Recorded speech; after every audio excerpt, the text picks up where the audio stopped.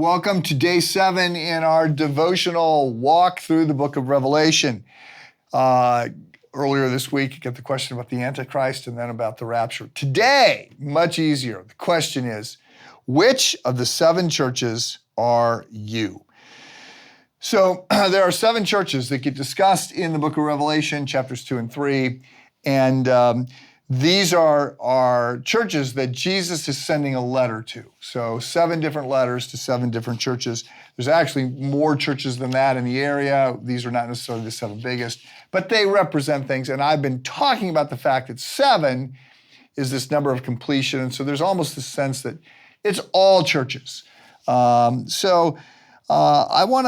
want to say each of these churches had a distinct personality. I've had the chance to visit the sites of 6 of the 7 and to sort of do some study there. And it's fascinating to see, the landscape, the ruins, and to sort of understand what was going on 2,000 years ago. And I think there's something here for us. So let me just walk you through 5 of them. There's, first of all, Ephesus, which is the place, the new hot place to go visit. The archaeology, the restoration of the archaeology that has grown out of the archaeology, the restoration of Ephesus is stunning. You want to go if you get a chance. Well, the church in Ephesus, they were theologically, they were bulldogs. They were right on. They went after it. They were faithful in truth. They were solid in works. They were the kind of Christians that were always showing up and always, quote, doing the right thing.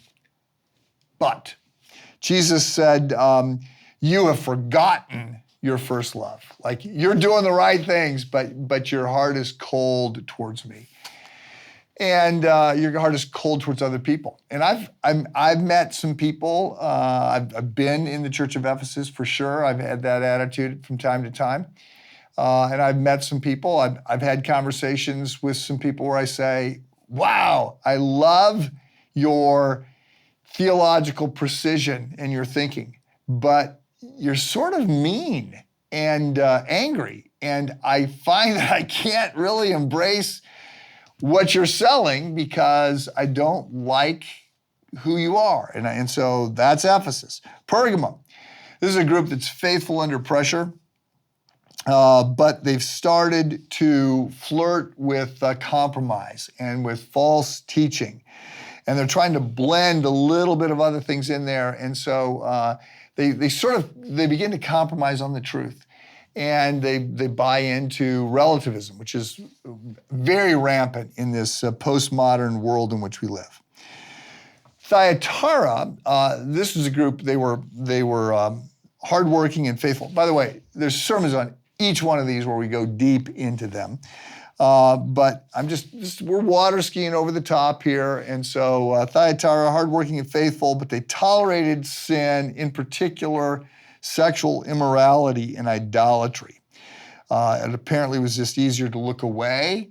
It made for easier dinner conversations, perhaps. But silence at times can be complicity, and they get busted for that.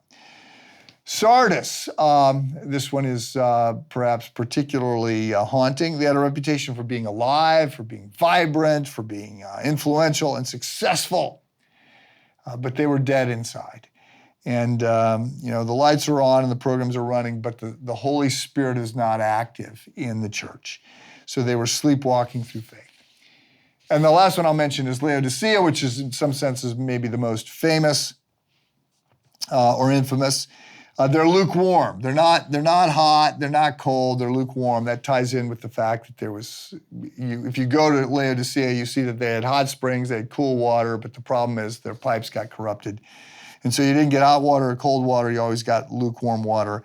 And Jesus says, you're spiritually lukewarm, neither hot nor cold, and I don't like you. I'm going to spit you out of my mouth. He calls them poor, blind, and naked. So you might be thinking, well, okay, so what? That was 2,000 years ago. That's their problems. We don't have that kind of corruption or idolatry. We don't worship idols, some of the things that they did. But I would say, no, you're completely missing the point. We are, in many cases, sometimes we're Ephesus in the morning and Laodicea at night. And And it's worth looking at the critiques that Jesus gives to these churches, and to be encouraged, because in each one of them, he offers a way back. I mean, he says, "Look, this is. I know what you're up against. I know the challenges that you face." He says that to all these churches, but and I want more for you, and here's the way forward. So I want to say he offers a path of restoration. Not because we have earned it. It's all on the basis of his grace. But we need to be alert to our blind spots and to our sin. And so the question today maybe isn't which church am I, but maybe the bigger question is, what is Jesus inviting me to do next? How do I change? How do I grow? The 7 churches in Asia Minor. So much good material there. I hope this was helpful. Have a good day.